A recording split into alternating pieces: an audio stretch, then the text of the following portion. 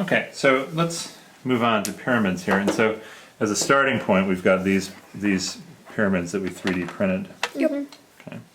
And do you remember what's special about these pyramids? We can form them together to make a cube. Okay, how?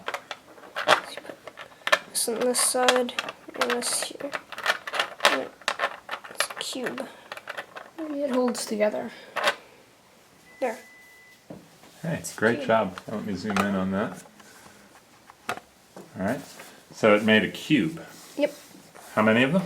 There's three of them. pyramids. Okay, and so what does that lead you to believe? Well, each pyramid. There's 1/3 of a cube. Yeah.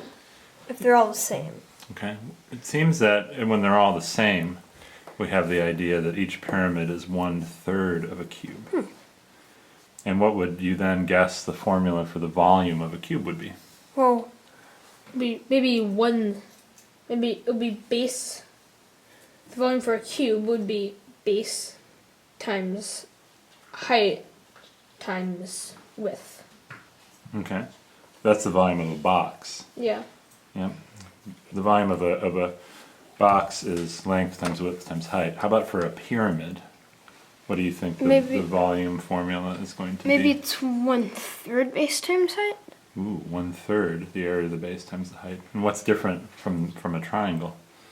Well, that you could. So it's a bunch of It's if you look at it. Can I take this apart? Yeah, sure. Just keep them in the box. There. So if you look at this one, you can see there's some triangles in it. But here, if you look at it, how we printed it, there's squares in it. Okay. So for a pyramid, it should be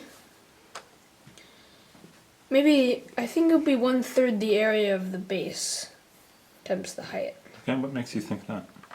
Because you have the original base, and it's getting smaller and smaller and smaller and smaller. Okay. And these pyramids are 1/3 of a cube. All right. So that's why I think it might be 1/3 base times height. Okay. And what's the difference between that and the triangle? Well, the triangle, it was just the line, the baseline. Okay. And for this, you have to do the area of the base. All right. And how about the formulas? What's different in the formulas? You have it 1/3 instead of a 1/2. Interesting. So when we go to a pyramid, it looks like we have a 1/3.